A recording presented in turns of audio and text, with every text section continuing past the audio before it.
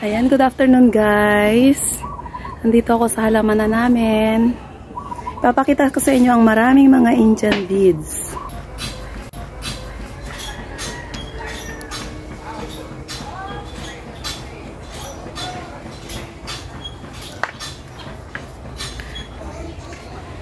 Ito yung napakaganda nating mga Indian beads o tinatawag na bridal veil. Ayan. Yan yun naman dahil talagang humahaba yung kanyang pamumulaklak. O. Pag mas mataas pa to, mas siya. Mas bababa pa yung kanyang mga bulaklak.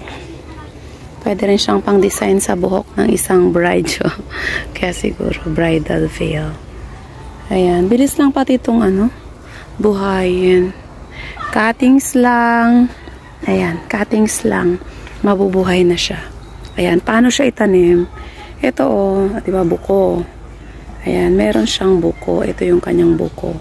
Tapos, wag dyan siya puputulin. Dito siya puputulin sa medyo malayo. Yan, dito ang putol kasi dito na siya mag-uugat. Yan, ganun lang siya itanim. Tapos, dapat hindi din siya laging nauuga. Kapag naitanim nyo na siya, ilalagay nyo na siya doon sa shaded part, yung hindi ka agad-agad na naaarawan. Tapos, araw-araw din lang yung pagdidilig para mabilis din siyang mabuhay. Yan, yung kanyang mga bulaklak tumatagal ng 3 hanggang 4 na buwan. O, diba?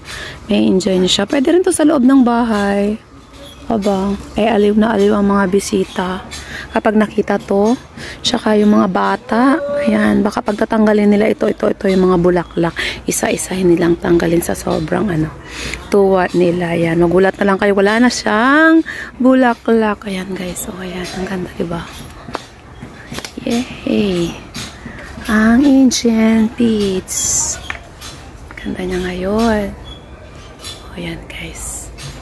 Ayan, dito lamang yan sa Andrin's Garden. Ayan, pwede po kayong bumisita guys. Dito sa aming garden. Oh, ang ganda. Panood ko to. Pero, ngayon ko lang siya na video. Kasi nga, busy lagi. Tsaka masama ang pakiramdam. Ayan. Ayan guys, tingnan nyo. Share ko lang sa inyo. Ayan. Yups.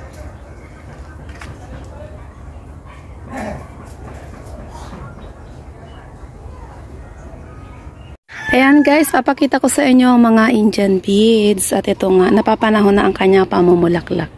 Ito, ayan, sabihin ko lang din dito yung mga prices nito. Ito guys, ay nagkakahalaga lamang ng 300 pesos. Ayan, dahil timing na timing ang kanyang pamumulaklak at nakikita na yung kanyang kagandahan. Ayan, 300 pesos na ang mga yan. Meron din namang mas mura. May 200, yung hindi pa masyadong Eto, 200 to. Yan, yan, mga 200 pesos. Tapos meron din namang 80 pesos. Itong mga to andito. Malapit na rin siya. Ayan o. Ayan. Dito guys, libot ko kayo. Ang dami niyan. Tsaka matagal yung pamumulaklak niya. Hanggang May. Ayan, hanggang May yung bulaklak nito. Matagal. Magpapababa lang siya. The more na mas mataas siya, mas mahaba yung kanyang ibubulaklak. Saka dito pa guys, eto. Ang gaganda nila. Ayan. Eto, 200 pesos lang din to. Etong malalaki na, 300 pesos. Ayan, marami pa siyang ibubulaklak ko. Hindi pa siya masyadong, nakalabas lahat. Konti pa lang. Ganyan siya guys, so. Tapos pag nakabuka na siya, ganito. Ganyan siya kagaganda. Ayan, ang dami.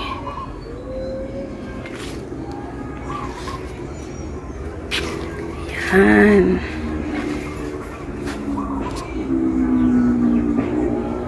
Diba para siyang mga tala. Ang ganda oh. Tsaka mabango din siya.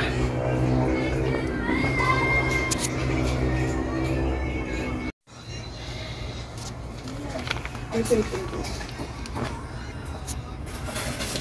na siya mainit. Pero hindi siya nag-carbs. Ayaw na. 45 siya kanina pa.